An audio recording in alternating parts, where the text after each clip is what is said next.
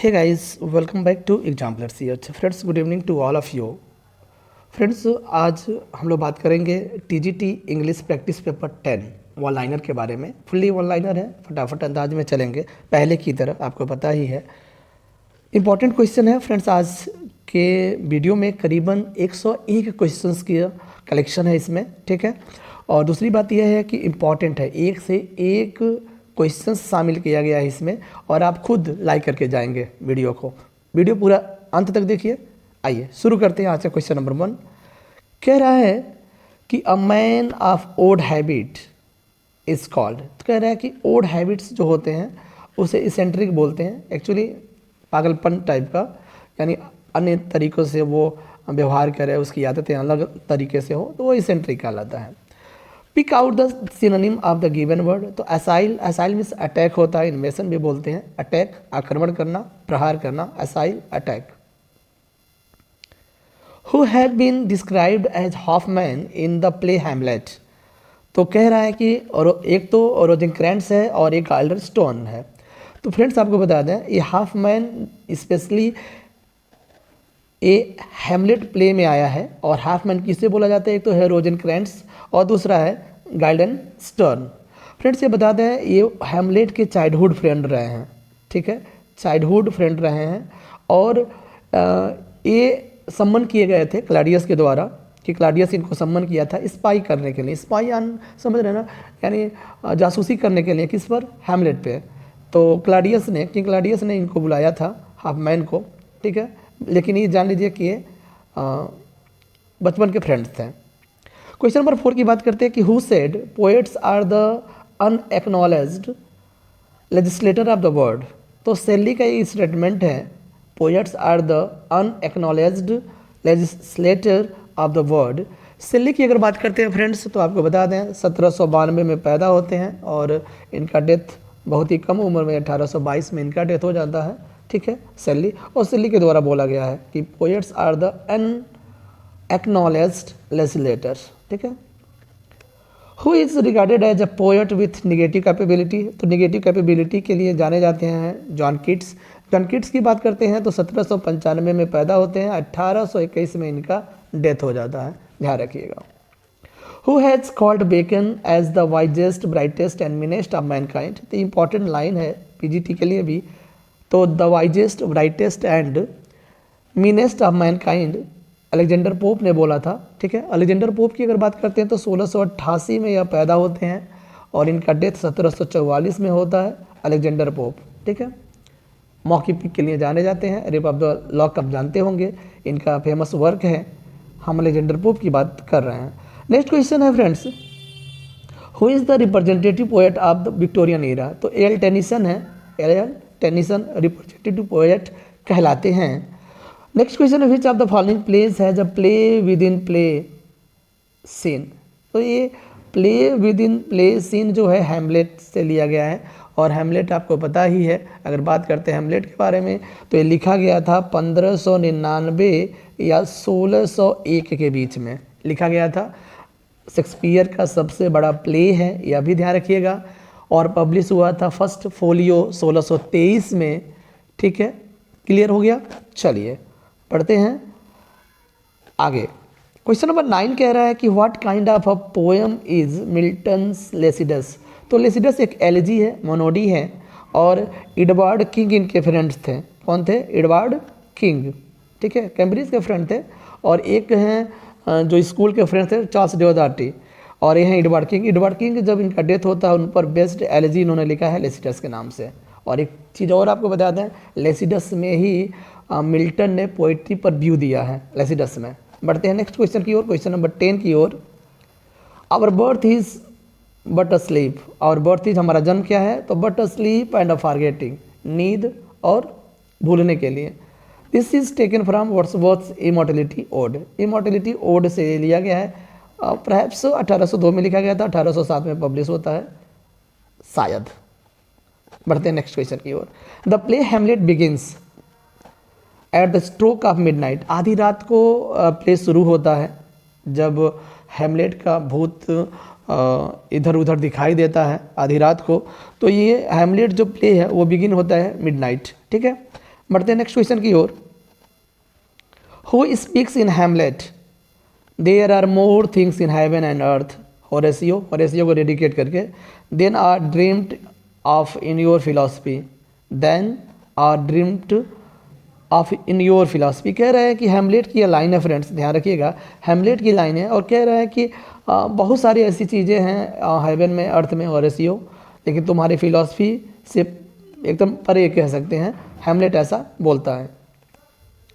In his poem rabi Ben Ezra Robert browning glorifies, तो specially रबी Ben Ezra जो है एक पोएम है रॉबर्ट ब्राउनिंग का और ओल्ड एज को इसमें ग्लोरीफाई किया गया है।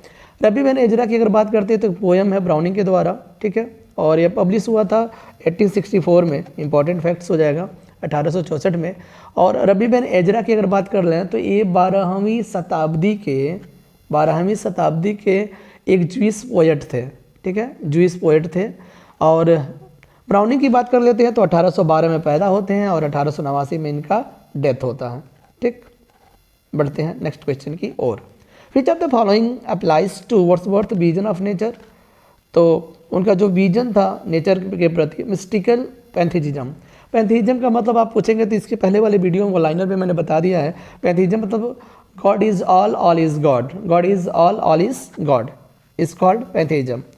Milton's Paradise Lost is written in blank verse, तो पैराडाइज लॉस्ट की अगर बात करते हैं तो ब्लैंक वर्स में लिखा गया है, शुरू हुआ था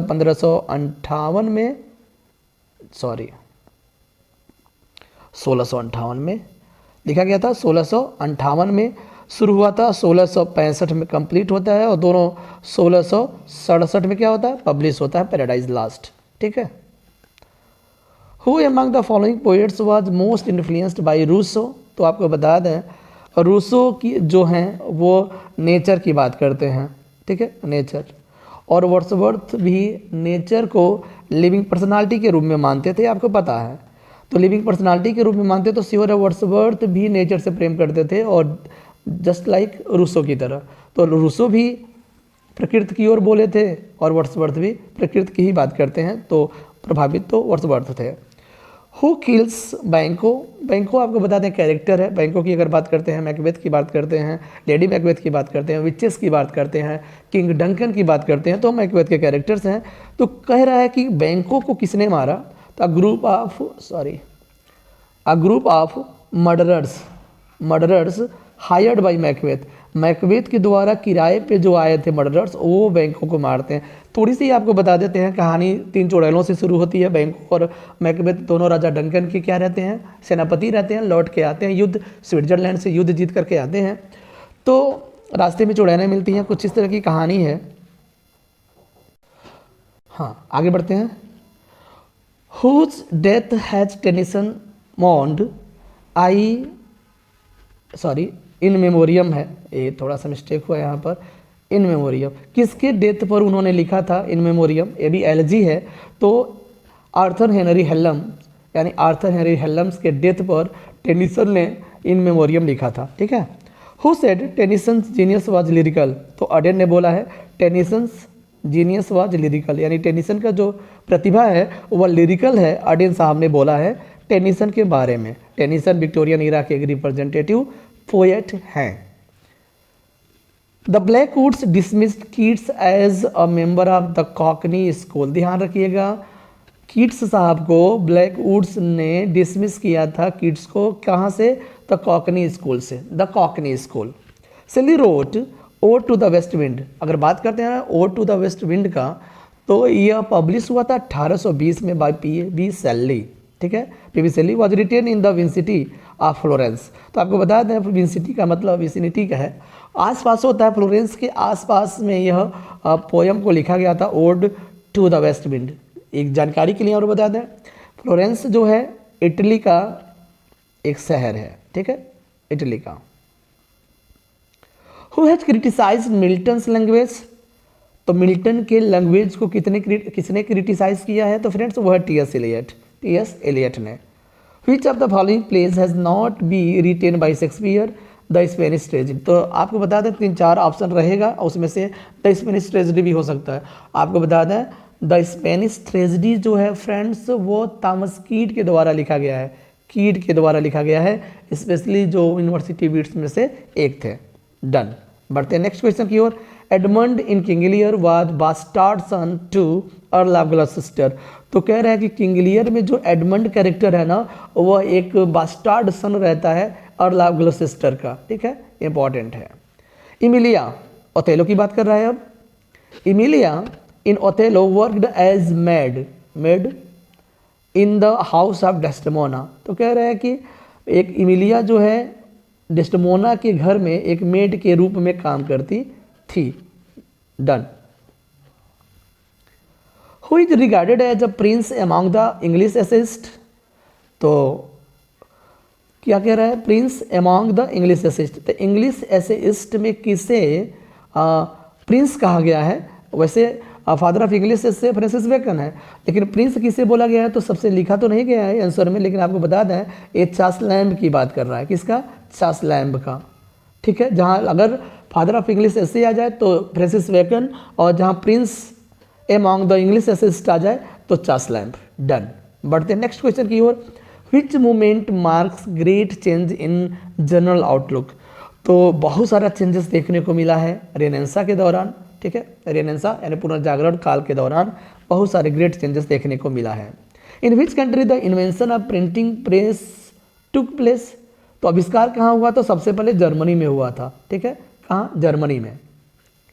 इन renaissance movement which thing gave its great contribution.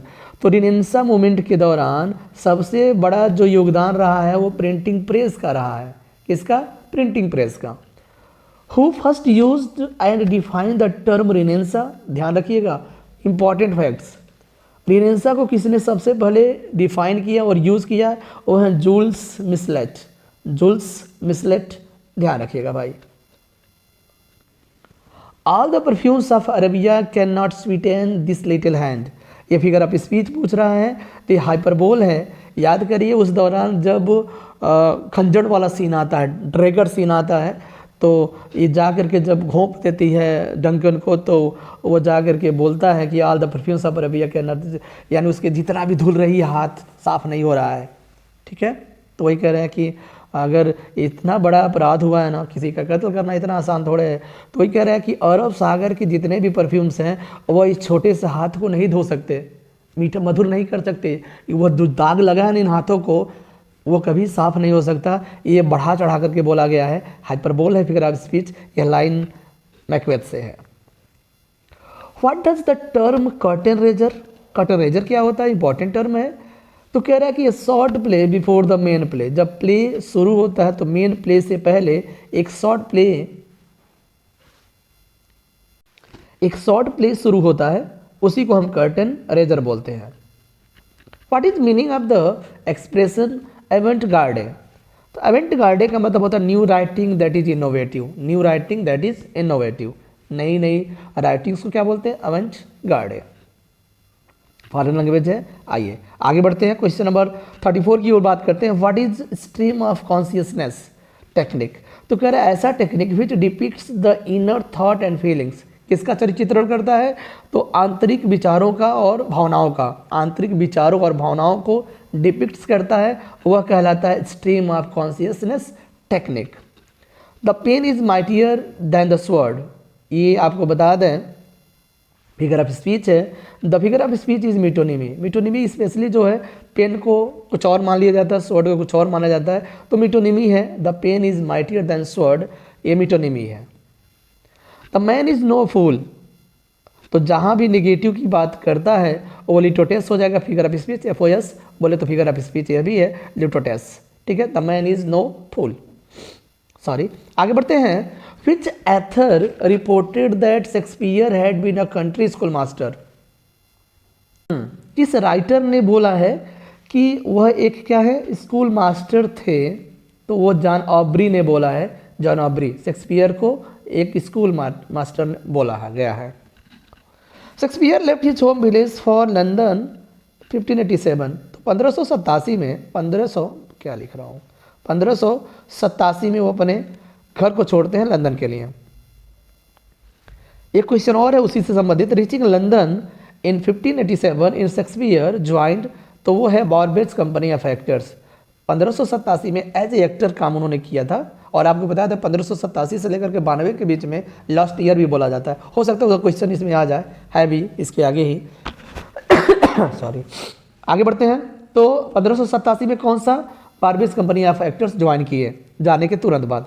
Which period of Shakespeare's career is refer to last year. देखिए लास्ट ईयर मतलब इस बीच में किसी भी प्रकार का कोई वर्क नहीं आया है, जो भी आया है 1592 के बाद आया है। तो 1585 से लेकर के 92 के बीच को हम लास्ट ईयर के नाम से जानते हैं विलियम शेक्सपियर के जीवन काल का। Which play bore Shakespeare's name as author first time. देखिए कौन सा प्ले जो है शेक्सपियर को बड़ा प्रसिद्धि दिलाया, वो है loves labour last. Loves labour last. Shakespeare's purchase share in the globe theatre in 1599। 1599 में ग्लोब थिएटर का शेयर खरीदे थे और बिल्ट भी हुआ है 1599 में। यही ग्लोब थिएटर 1613 में जल जाता है जब हेनरी 8 परफॉर्म किया जा रहा था। ठीक है। Who opines there neither is nor can be any essential difference between the language approach and metrical composition। तो वर्ड्सवर्थ साहब ने बोला है इस बात को, कोई भी न है न हो सकता है इसेंशियल डिफरेंस लैंग्वेज अप्रोच और मेट्रिकल कंपोजिशन में। ठीक है। Who has called Wordsworth a moral unique. तो मोरल यूनिक बोला है शेली साहब ने, ध्यान रखिएगा। ओके आगे बढ़ते हैं। Who is given solitary punishment in the justice। तो फाल्डर को अकेले दंड दिया जाता है इसमें जस्टिस में, और जस्टिस की बात करते हैं आया था 1910 में by John Galsworthy. Galsworthy's work that earned his name and fame was तो फारसाइट सागा। तो अगर नाम और कमाए प्रसिद्धि कमाए तो फारसाइट सागा का, जो 1922 में आता है बाई गाल्सवर्दी। डिनोटेशन का मतलब क्या होता है friends, a literal or primary meaning of a word. तो कह रहा है कि जो किसी शब्द का प्राइमरी मीनिंग होता है ना, वो डिनोटेशन कहलाता है। A sudden and surprising action a turn of events specially in a play, ध्यान रखिएगा। कुप डी थिएटर बोलते हैं उसे। Listen once again, a sudden a surprising action, यानी अचानक से और भौचाल यानी भौकाल मचाने वाला या भौचक्का कर देने वाला जो एक्शन है ना, वो स्पेशली किसी ड्रामा में हो तो उसे कूप डी थिएटर के नाम से जाना जाता है। A forceful and bitter verbal attack against someone और समथिंग, डिएट्राइव कहलाता है। ध्यान रखिएगा, डिएट्राइव कहलाता है क्या, forceful and bitter verbal attack. Verbal attack समझ रहे हैं ना, यानी मुंह से जुबानी जंग जो कहते हैं उसे डिएट्राइव बोलते हैं। The first version of the poem resolution and independence जो 1802 में आया था, वह written under the leech gatherer. तो द लीच गैदरर के नाम से जाना जाता है, ध्यान रखिएगा। नेक्स्ट क्वेश्चन है, how many chapters are in Biographia Literaria. तो बायोग्राफिया लिटरेरिया में कितने चैप्टर हैं, तो ये हैं 24। कितने हैं, 24 हैं, ध्यान रखिएगा। 24 हैं, कितने चैप्टर, 24। बायोग्राफिया लिटरेरिया की अगर बात करते हैं तो एस.टी. कॉलरिज के द्वारा लिखा गया पोयम है और यह 1817 में पब्लिश होता है। बायोग्राफिया लिटरेरिया जो है 1817 में पब्लिश होता है एस.टी. कॉलरिज के द्वारा। ठीक है। एस.टी. कॉलरिज की अगर बात करते हैं फ्रेंड्स तो 1772 में पैदा होते हैं और 1834 में इनका डेथ हो जाता है। बढ़ते हैं नेक्स्ट क्वेश्चन की ओर। चैप्टर 14 to 24 कह रहा है कि बायोग्राफिया लिटरेरिया इज अबाउट, तो कह रहा है कि चैप्टर 14 से लेकर के 24 जो बायोग्राफिया लिटरेरिया का चैप्टर है वह किसके बारे में है, तो वर्ड्सवर्थ, मिल्टन और शेक्सपियर के बारे में है। देखिए एस.टी. कॉलरिज का सबसे इम्पॉर्टेंट जो चीज़ है वर्ड्सवर्थ, मिल्टन और शेक्सपियर के बारे में उन्होंने लिखा है बायोग्राफिया लिटरेरिया में। और किस चैप्टर में, तो 14 से लेकर के 24 चैप्टर के बीच में। ये तो इंपॉर्टेंट फैक्ट्स बन जाता है friends. Which friend of Coleridge offered him money for the publication of Biographia Literaria. पता नहीं, देखिए जेके गच एक उनके मित्र हैं, जेके गच उनके एक मित्र हैं, उन्होंने बायोग्राफिया लिटरेरिया के पब्लिकेशन के लिए पैसे देने के लिए बात किए थे उन्हें। ठीक है, और जेके गच थे। कॉमेडी ऑफ ह्यूमर की बात करते हैं, is the term apply to the type of comic drama written by John Fletcher and Ben Jonson. तो ध्यान रखिएगा, कॉमेडी ऑफ ह्यूमर की अगर बात करते हैं तो बेन जॉनसन और जॉन फ्लेचर का नाम आएगा। कॉमेडी ऑफ इंटरव्यू की बात करते हैं, इंटरव्यू की बात करते हैं। Comedy of interview originated in the country Spain, कहाँ आया था? स्पेन में आया था।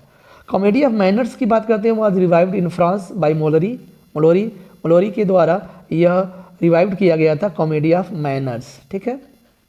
कॉमेडी ऑफ विलियम कॉन्ग्रीव भी कॉमेडी ऑफ मैनर्स से बिलोंग करते हैं, ध्यान रखिएगा। The comedy of manners flourished in England during, तो कह रहा है कि कॉमेडी ऑफ मैनर्स जो है वह रेस्टोरेशन पीरियड के दौरान फ्लोरिश्ड हुआ इंग्लैंड में। Who establish printing press in England, तो विलियम कैक्सटन थे, William Caxton. Who marks arrival of renaissance in England, तो इंग्लैंड में रिनेसा का आगमन कौन मार्क किया है? तो वह चासर है, Geoffrey Chaucer. What is meant by catharsis, catharsis क्या होता है?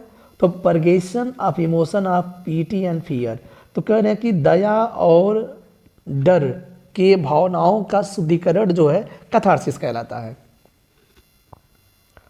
Friendship is the sheltering tree, तो friendship is the sheltering tree एक फिगर ऑफ स्पीच इसमें पूछ रहा है, तो वो मेटाफर है। सीधे सीधे बोला जा रहा है कि मित्रता जो है ना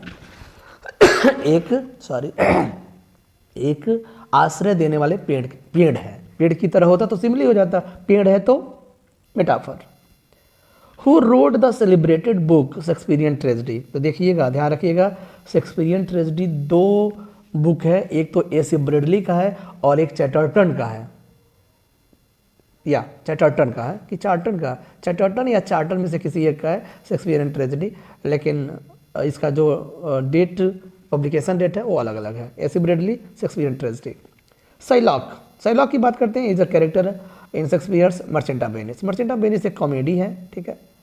बेरसेनियो, एंटेनियो, साइलॉक, पोर्सिया, इस सब जितने भी कैरेक्टर है ना वो मर्चेंट ऑफ वेनिस के। लिखा गया था 1596 से 98 के बीच में लिखा गया था यह, और यह कॉमेडी है मर्चेंट ऑफ वेनिस, ठीक है।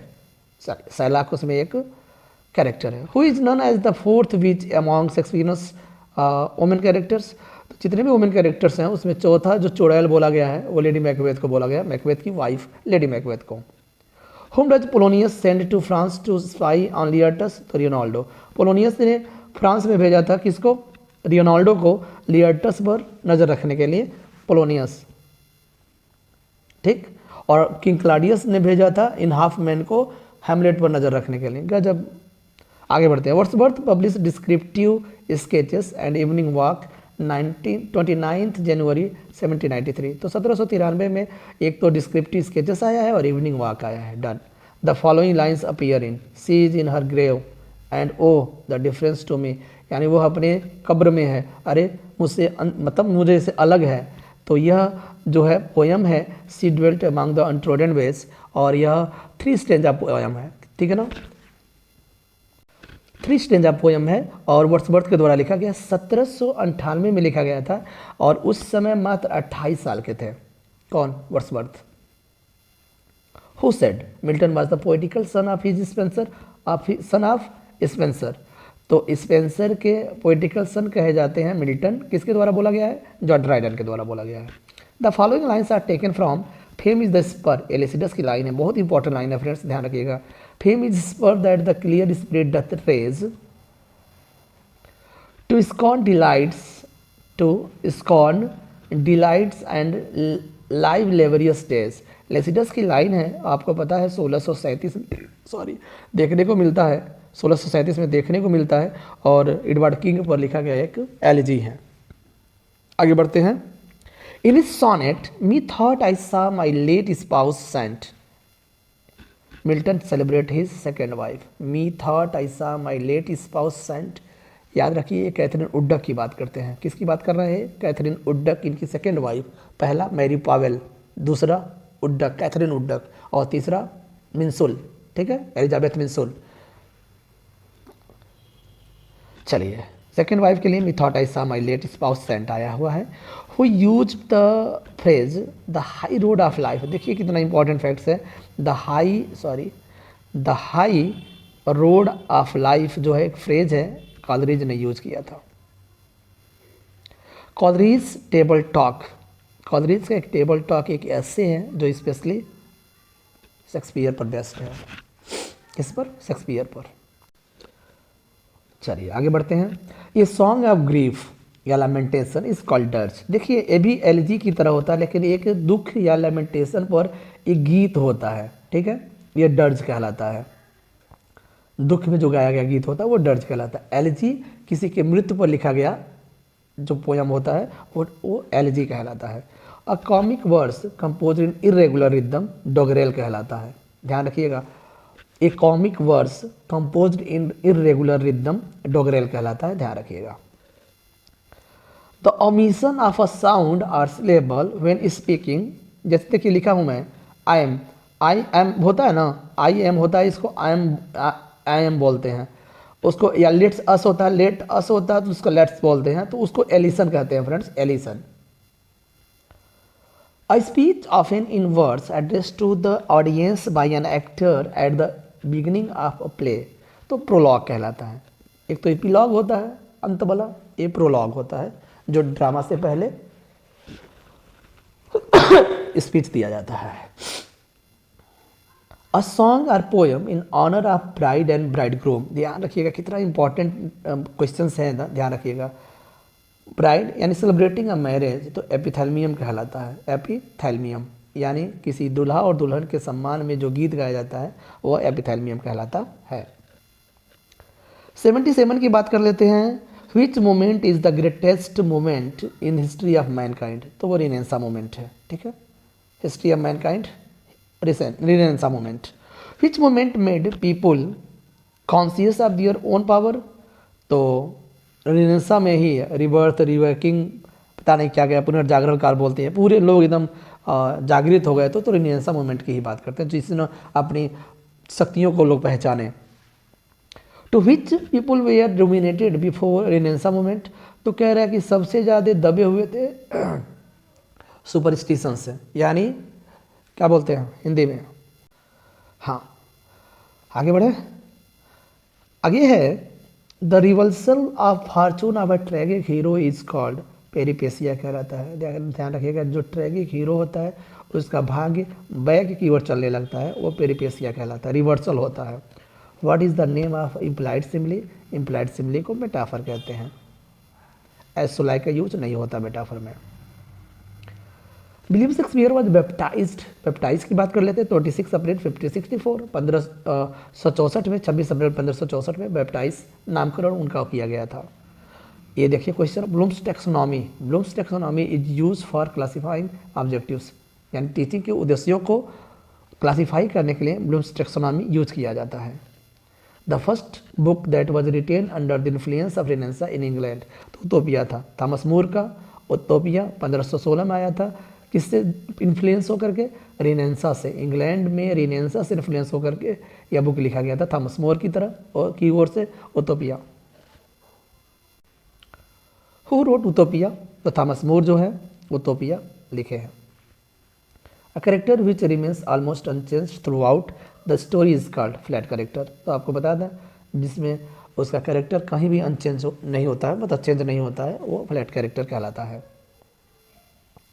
A person of a material outlook and indifferent to culture is called philistine, यानी जिसका दृष्टिकोण बहुत ही अलग होता है, इंडिफरेंट होता है, उदासीन होता है किसी के सभ्यता के प्रति, कल्चर के प्रति, वो फिलिस्टीन कहलाता है। The camel is the ship of dessert, यह फिगर ऑफ स्पीच है, मेटाफर है, सीधे बोला जाएगा कैमल जो है रेगिस्तान का जहाज होता है। William Shakespeare's play Hamlet is set in, तो हेमलेट की अगर बात करते हैं तो सेट कहाँ हुआ था? डेनमार्क में। Which play of Shakespeare has been described as the world most filmed story after Cinderella, ये ध्यान रखिएगा, the world's most filmed story after Cinderella, Cinderella के बाद हेमलेट ही है जो बहुत ही फिल्माया गया था, अपने बॉलीवुड में भी बना है। Haider movie, Kareena Kapoor, Saif Ali Khan, Haider movie Hamlet पर बेस्ड है। आइए आगे बढ़ते हैं। With this key sonnet Shakespeare unlocked his heart, ये देखिएगा अपने सोनेट के माध्यम से शेक्सपियर सबके दिलों को अनलॉक करते हैं, ये वर्ड्सवर्थ की लाइन है शेक्सपियर की प्रशंसा में। In Shakespeare's tragedy character is not destiny but there is character and destiny is remark by Nicoll, तो कह रहा है कि character is not destiny but there is character and destiny, यह निकोल के द्वारा बोला गया लाइन है विलियम शेक्सपियर के ट्रेजेडी पर। The lunatic, the lover and the poets are imagination of all compact. यह लाइन मिडसमर नाइट्स ड्रीम से लिया गया है, विलियम शेक्सपियर का एक प्ले है।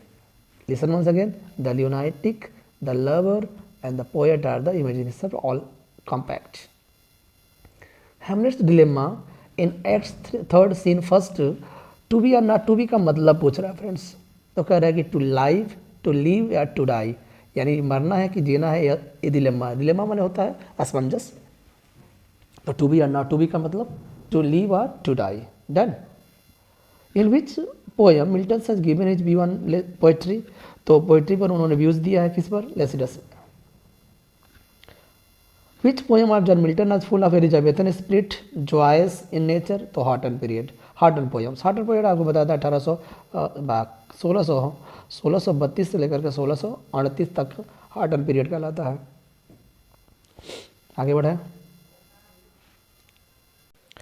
Milton's Paradise Lost as the dream of a Puritan fallen asleep over his Bible is said by, लामार्टाइन का यह वक्तव्य है और कह रहा है कि पैराडाइज लास्ट जो है एक ड्रीम ऑफ अ प्यूरिटन, यानी कि इसका प्यूरिटन का एक स्वप्न था, fallen asleep over his Bible, और जो अपने ही बाइबल के ऊपर ये लोग सो गए थे। कुछ इस तरह का लाइन है, लामार्टाइन के द्वारा बोला गया लाइन है।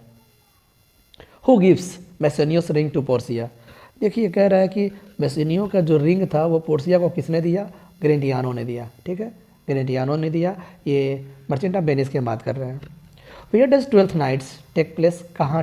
ट्वेल्थ नाइट एक बहुत इंपॉर्टेंट कॉमेडी है और इलिरिया में यह शूट किया गया था। टेक प्लेस कहाँ से होता है, इलिरिया में। ठीक है, ओलिविया, वायला, सेबेस्टियन, एंटोनी, ठीक है, और ओर्सिनो जो ड्यूक था वहाँ का, इलिरिया का।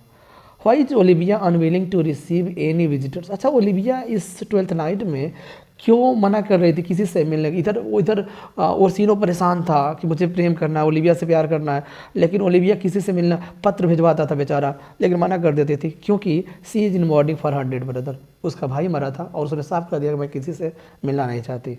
ठीक है, लेकिन जब वायला को सेसेरियो के रूम में देखती हैं तो उसके अंदर प्रेम जाग जाता है। आज का अंतिम question, how does Viola disguise herself, Viola जो सेबेस्टियन की बहन थी वो किस तरीके से अपने आप को छिपाई थी, तो सी ड्रेसेस लाइक अ मैन, वो हमेशा व्यक्ति की तरह,